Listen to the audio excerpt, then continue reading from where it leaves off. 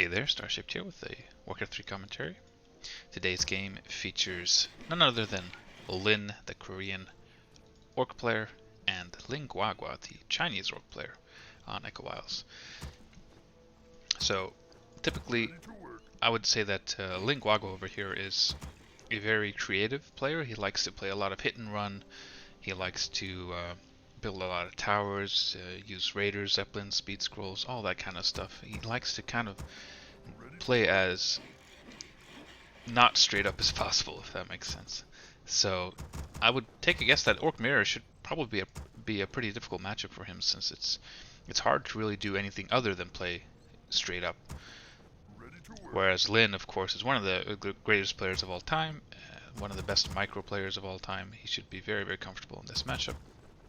So it's going to be interesting to see how this pans out here. Starting off with a Blade Master for Lin, and a Blade Master for LinGuaGua. So I think the typical build order here for Orc Mirror is the one burrow tech. And there's a lot of randomness, and might not be the right word for it, but there's a lot of let's call it randomness in the early game, depending on what you do and what your opponent does as a orc. It's you know, you're either going to try and creep something big, or you're going to try and harass and cancel burrows, and depending on what you do and what your opponent does, it's a bit of a rock, paper, scissors situation. Especially with the one burrow tech, you're not really scouting that much, so you kind of have to make these decisions blindly. I mean, just put on the Fog of War here, there's not really any scouting going on. So any decision you make in the early game, whether it's to creep or rush or whatever, it's going to be done completely blind. But we do have the quick shop for both players. Lin with a more aggressive positioning here, so he can instantly pick up an item here and sell something if it's bad, and then continue on down the map, whereas LinGuaGua has a more conservative, safe position here on the shop. We do get that one burrow tech from both players at the exact same time. Check out the item here. Ring +3. Terrible item, probably going to sell it. Nope, actually hold on to it. I suppose in a Blade Master Mirror, if you're both attacking each other, the +3 armor isn't that bad. But typically I think you would see a lot more focus on the Grunt here than the Blade Master. Meanwhile, LinGuaGua with the same item, so it'd be interesting to see whether or not he actually sells it. And there's a slight variation here in the early game. LinGuaGua decides to creep the whole camp, whereas Lin only went for the item, which is a much quicker way, but gives you less experience. So it looks like Lin wants to guarantee that he can pick up the circlet and the dust here. Well, just the circlet. And he actually is going to be aggressively creeping, whereas LinGuaGua might just be going for the harass at this point. He's at least scouting with the Grunt, which is very interesting. We're under attack. And Lin going straight for that Magi, so he's just item hunting basically. Not caring too much about experience, but he wants to get the good items. And because he did the early game camp much quicker, we can see LinGuaGua is kind of confused here. It's like he's showing up a bit late to everything. He sees that the circlet's gone, but he does pick up the dust, suspecting that maybe Lin is creeping this. And if not, he'll probably just do it himself, because you don't want to waste too much time just running around checking for stuff if your opponent's actively creeping. So they're going to trade Magi here, but Lin, obviously much quicker, decides to finish the whole camp, so he leaves this one open, but creeps this to completion, which is going to be very good for him if you think of the map. I'm just going to pause for 1 second. So if you think of this map as like being split down the middle here, so if you're Lin, then these camps are all your opponent's camps, and these camps are your camps, and the ones here in the middle are the contested camps. So stealing as much as possible from your opponent here makes a lot of sense. Just remove the item and the experience. LinGuaGua won't be able to do the same thing because he's only here with his Blade Master, so he can't divert the aggro onto anything else in the Blade Master, so he has to run away. Gets a circlet, nice item for him. Gloves for Lin. And Lin continuing with this philosophy of stealing opponents' camps as much as possible. He also knows that this Grunt is here, harassing his shop and the base. Now there's 2 Grunts, so he knows that no matter where LinGuaGua's Blade Master is, he's not going to do anything super crazy because he's all by himself. At best, or at worst for Lin, the LinGuaGua would be stealing this right now. But I think Lin is feeling pretty comfortable here.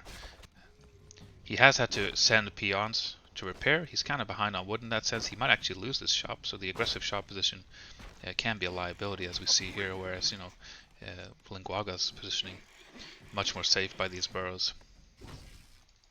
LinGuaGua does actually show up here a bit too late, but he might get the grunt kill. There is a speed scroll though, so with proper micro, salve plus speed scroll, it's a very powerful combination. We actually get the pendant of energy for Lin, so stealing a pendant from your opponent, that feels really, really good.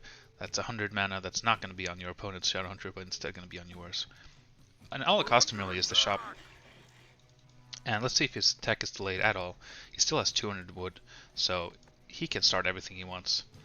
Now the question is if we're going to see a bestiary or a straight tech to tier 3. That's one thing you can do, just go Grunt Walker with a fast tier 3 and then get a tiny Great Hall.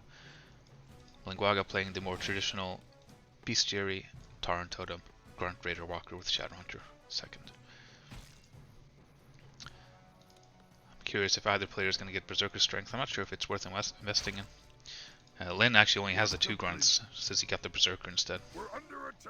And it looks like he is indeed going to go for also the traditional army composition. So Grunt Raider Walker, 1 Kodo, and they'll probably have like a 50-foot fight. Dust being used plus Hex is actually enough to kill the Blade Master. Oh, we have the counter Hex to remove the DPS, and Lin backs off. So both players kind of trading blows. If both players are wasting time, then it's okay for both players as well. LinGuaGua is determined to start picking out these contested camps, whereas Lin is playing a bit more safe here, cleaning up the ones he already has to get level 3. Level 2 Windwalk unlocked is huge, gives a lot of scouting and a lot of backstab potential. I mean, LinGuaGua's Blade Master is far away from level 3. So just looking at the game as it is now, I'd say Lin is quite far ahead. LinGuaGua, the only advantage he has really is that he has a slightly quicker tech, but only by little. And he's actually getting the Berserker Strength, so his grunts are going to be pretty powerful. Perfect Dust, and hexing the Blade Master to ensure no backstab. So LinGuaGua does get the item and the experience and the toe. Meanwhile, Lin using this powerful level 3 Blade Master to make sure everything's safe and just creeping. And backing off now as he realizes with this invisible Blade Master that troubles are coming. So just running away. And yeah, both players are gonna... This is gonna be a very contested creep camp because this Organ Magi can drop something huge like a Greater Vulnerability Potion, Greater Healing Potion, Greater Mana Potion. Nobody wants to give this up for free, but actually it looks like Lin might actually be okay with it. He might just try to do his best with the Blade Master he has. Pick off as much as he can, but he's not going to achieve much in this Shadow. He's going to level up and get potentially a really good item here. There's still a Dust and a Sentry Ward here even on LinGuaGua, which he has placed here by the Mercenary. What does he get? Greater Invul. Huge payoff for LinGuaGua and Lin. Not too sure about this decision to just back off and creep, but he is going to get level 2 by himself, and he's going to get a really good item here as well potentially. And he has access to future, another additional Berserker. LinGuaGua trying to steal some camps from Lin now, so we'll see how far Lin can get pushed, like before he gets annoyed and feels he has to step in here. He's already given up 1 camp. Is he going to give up this? Looks like he's just going to give it all up. And he gets, ooh, the parry up to Vitality. Probably one of the worst items here. Going to put it on the Blade Master, make him a little bit more tanky, but this is definitely not what you want. Ooh, the slow from the creep actually going to give LinGuaGua a free grunt here. And if we just look at the food supply here, I mean, LinGuaGua's at 49, Lin's at 43, and that grunt kill actually levels up the Blade Master. So any advantage that Lin had, I mean, it seems kind of lost now. The Shadowhunter is actually more experienced on the red side here, the LinGuaGua side, than for Lin. Item-wise, though, I mean, this Blade Master is looking very, very nice with the items. And LinGuaGua's not too much. There's a bit too many rings here, I'd say. There's not a whole lot of damage boost going on. And yeah, Lin does end up selling that parry up. It's just not worth it. And we actually see... Oh, okay, this explains why he was so far behind food-wise. I didn't even notice. He was going tier 3 this whole time, and LinGuaGua's staying tier 2. So this is one of the dynamics of the mirror matchup. One player might just end up going tier 3 for an orb, and potentially a tiny Great Hall. The other player either has to, make a lot of use of his army advantage that he has by not teching, or he's going to fall far behind. So one thing that LinGuaGua could do if he sees this is just counter tech. Another thing is just stay tier 2 and go with the pressure, because he has a better armor right now. He has better heroes right now, And there still is no payoff for this fortress. It's basically a dead investment so far. He needs to get the lightning orb for it to pay off. First big engagement here, Ensnare on Raiders. Raiders the most important target for the mirror matchup here. And actually a TP out from Lin. He realizes, oh, he actually loses the Raider right before the TP goes off. But he realizes, you know, he's made this investment. He's behind an army. He cannot fight here. He has to TP and pick up the lightning orb, which he has now. So all of a sudden, at this point, he becomes much, much more scary. These purges kind of act like their own form of ensnare, so the Blade Master can kind of do his own thing with the purge. Research complete. We have the Kodo here for LinGuaGua. Do we have a Kodo on the way? Actually, not yet for Lin. I mean, without a Kodo, he definitely can't take a fight, so... The game is kind of slowing down a bit, though, and there's more creeping going on, and this is where it's going to be so huge for Lin that he's actually stolen these spots. But it's still enough for LinGuaGua to get 3-3, and that's the magic number here. Level 2 Heal Wave, and level 2 Windwalk, or Critical Strike. I mean, if you level up this late, yeah, it looks like LinGuaGua just actually went for the Critical Strike. If you level up to level 3 too late into the game, level 2 Windwalk's not going to do too much for you. You'd rather have that extra critical damage. Lin desperately trying to get level 3 on his Shadow Hunter, but it's just not going to happen. Not with this camp, at least. And LinGuaGua is looking to creepjack here. Ooh, illusion kind of scaring LinGuaGua. He realizes it's an illusion and goes in here. We're under attack. So, I mean, being a whole level behind, having a weaker heal wave in this type of game is going to be very, very devastating. And there's still no Kodo, so I mean, LinGuaGua has every advantage in the book except he doesn't have the lightning orb. Does he have a counterattack on the way? He does. So he decides not to try and all in at tier 2. He's just going to counterattack and use his map advantage to creep as much as he can. But obviously also going to aim for that tier 3 for orb. And the Kodo upgrade is going to be very nice as well. We do have the first Kodo and actually a second Kodo for Lin. So he's actually fitting 2 Kodos into a 50-foot army, which is not going to be possible for LinGuaGua, but he's actually breaking already. So breaking for 1 Walker and 1 additional Kodo. So it's going to be like a lightning orb Kodo war. We're under attack. And this type of army, I mean, this is one of the highest micro-intensive games to play, I think, in Warcraft, the Orc Mirror, where both players are playing this style. There's just so much you have to do with your army. Every single unit has an ability that you have to manually use. There's no auto cast going on here. There's Ensnare is manual, Disenchant and Spear Link you have to cast manually, Devour you have to manually cast. So there's no attack move going to go on here. It's going to be a lot of intense micromanagement from both players if they want to be able to win the fight. So for that reason, I think Orc Mirror can be very, very fun to watch at the top level, just to see how well the players can play. Lin picks up the Heal Scroll. Very key item here. I mean, in combination with Heal Wave and Spirit Link, it just makes your army last forever. Meanwhile, LinGuaGua has double Heal Scroll and has that big invulnerability potion here on the Blade Master, which is huge, but neither player has a TP, which means that they're kind of forced into a base trade right now, because if anyone backs home, they're going to lose the game. The mains will die before anyone goes home. Lin desperately trying to get pillage as a reaction. LinGuaGua doing the same. So the question is, will pillage actually finish? And who's going to be quicker here with killing the bases? Neither player has the reinforced upgrades. Lin is desperately trying to get it. Might kick in. And he's going to do everything he can to repair here to make sure the pillage kicks in. Get those additional resources. LinGuaGua definitely got to get his pillage. And wow, Lin is actually towering the main. Interesting choice. Not trying to save up for like a Great Hall or anything, just towers. And all of a sudden this reinforced defenses makes a lot more sense because these towers are going to be fortified. So he can kind of make his last stand there if it comes to it. And we did get pillage, I believe, for both players. Yes. So both players have pillage. Only Lin has the fortified upgrade, and LinGuaGua, instead of making towers, opts to make a war mill. Like, this is pretty much the most efficient building you can make HP wise. It's just 205 gold for 1000 HP. So in a base trade where you're trying to survive with buildings, war mill is a very good building to make.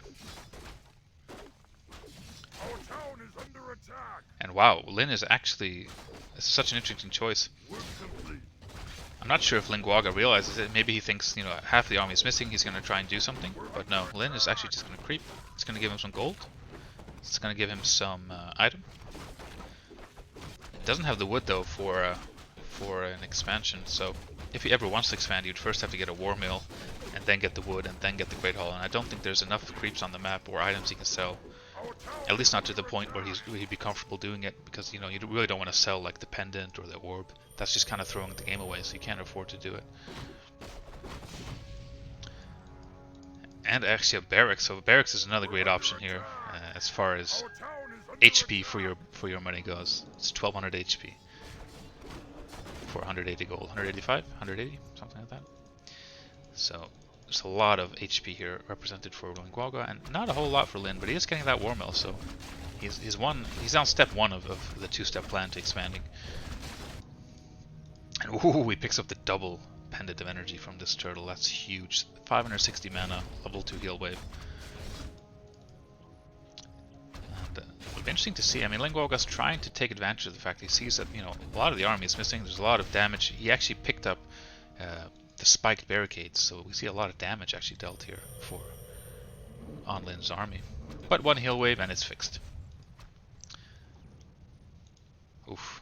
This is kind of like a standoff right here. I mean, there's double tower. You don't really want to go into it, but it looks like LinGuaGua doesn't care. He's just going to go for it. He has perfect positioning here on the Kodo. Ensnare, Purge, Focus Fire, Hexing the Blade Master. Have to be careful with these unarmored units to not get damage to the towers. A lot of Focus Fire here on the Blade Master, trying to remove the DPS and take him out of the fight. Kodo refuses to go down, actually backing off. Has not devoured yet. He tried to turn around to devour, but gets the stare and dies. Speed Scroll used. That's going to give LinGuaGua a great chance to reposition his army. And he just goes for the second Kodo. Wow, if he gets both Kodos, that's huge. That's the aura effect gone, and there's no ability for Lin to devour. Both of them do go down. Double Kodo still for LinGuaGua. But Lin is slowly picking up these raiders. So it's one raider each, one ensnare each to work with. Hex on the Blade Master, great way to just remove that damage. Just gonna keep on focusing units one at a time. You see the purges here, the power of this lightning orb.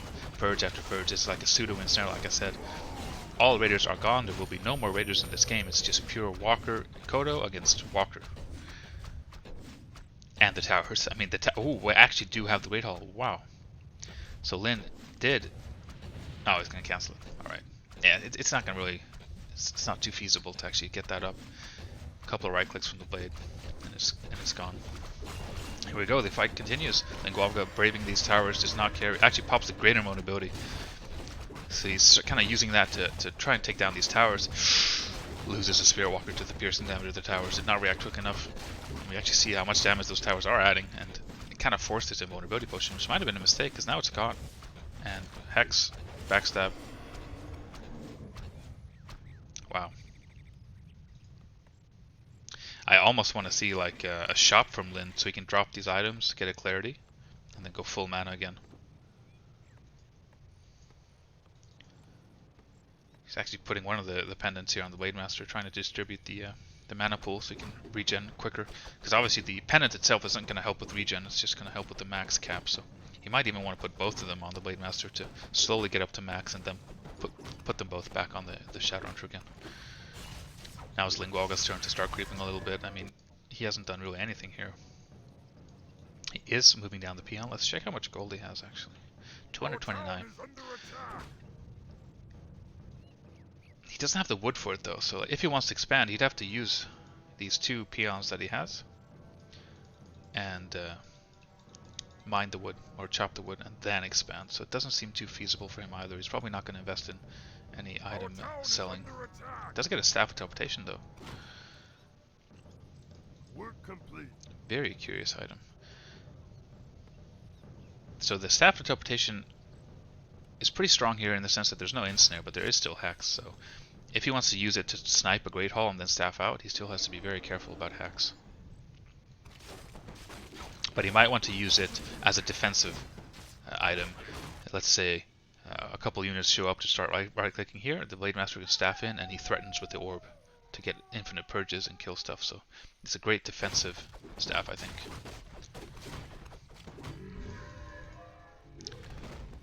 Claws +9, excellent item, excellent item.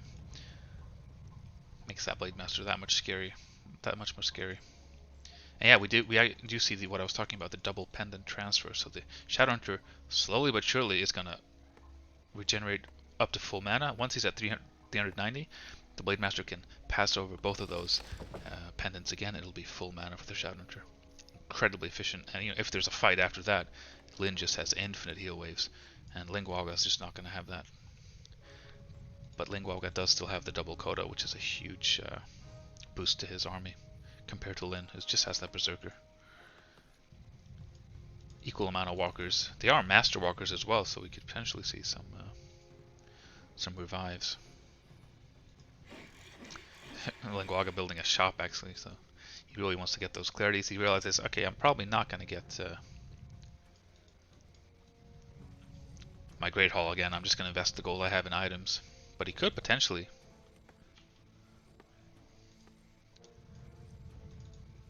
He could potentially invest into 2 clarities, maybe a speed scroll, and try and take a last fight here. I'm turning Fog War on just to see from the player perspective what it feels like right now. And Lin, he does have almost the resource. He needs 3 more gold to be able to make a Great Hall. But as soon as he plants one down, if the Blade Master is here and right clicks it, that's just over. Kills any chance of expanding. So I think what Lin is looking for here is if he can see the Blade Master anywhere. If he sees a Blade Master, he knows he can maybe go for the expansion. But he'd still have to sell something, so. And these creeps are gone, yeah. So right now it's just a bit of a standoff. Work complete. And I'm not sure how either player should win.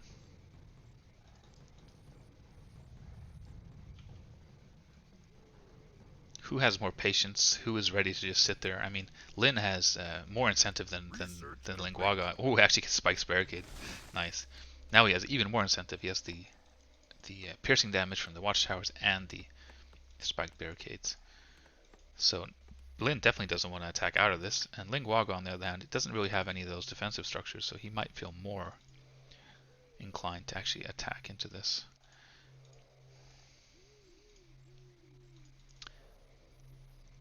And Lin, I mean, he's just waiting. I think LinGuaGua might want to attack now before the transfer happens. But as soon as Lin realizes what's going on here, we should see the double. Oh, he sold dependence. He sold dependence. He did want to expand. There's no pendants here at all for Lin. The fight does engage here though. Hex on the Blade Master. Purge, focus fire, heal wave. More purges. I mean, Lin just really going for the LinGuaGua's Blade Master here. Kodo getting focused. Great target to go for, just everything on the Kodo. It's not enough healing. You might see a Hex here on the Blade Master just to reduce the damage, but so far this Kodo looks like it's going to go down, and it does in... No, yeah, there it goes down with the Shadow Chakram there. That's 1 Kodo fewer on the battlefield, and no losses so far for Lin. So LinGuaGua senses that he has to go for this. He can't keep losing units over and over, so he's just going to go for it. Right-clicking the Blade Master now. Going to go for the Blade Master, switching it up. Excellent positioning here for Lim. Standing kind of in between these towers. There's no surface area for LinGuaGua, but he's still going to try and go for the Shadowhunter, putting everything he has into it, and blocking with the Spirit Walker. Hex on the Blade Master to reduce DPS. And both heroes so low. Oh my god, what's going to happen here? LinGuaGua's Blade Master does go down. Lin's Blade Master survives with 21 HP. There's no reveal, and these towers keep attacking. And, wow, I can barely commentate this game. Oh my god, so the Shadowhunter goes down. GG, look. Lin, the positional mastery of this fight was incredible. Kind of standing between these towers with the walkers here as well, making sure there's as little surface area as possible for LinGuaGua to attack into. Now, we could ask ourselves, why did LinGuaGua attack at all? I think if this was like the finals of a huge tournament with a lot of money on the line, I think both players would have just sat in their bases and they'd probably call it a draw. So I suspect this might just be like a ladder game, and LinGuaGua tried to go for it. But excellent defense here from Lin. Despite being Kodo's behind, he had those towers, he had the spiked barricades, and he had those peons actually with Spirit Link actually attacking, helping a lot with the defense. Wow. So GG, very nice game. Hope you guys enjoyed. There will be more commentaries coming in the future, so please like and comment and subscribe if you want to see more. So goodbye for now.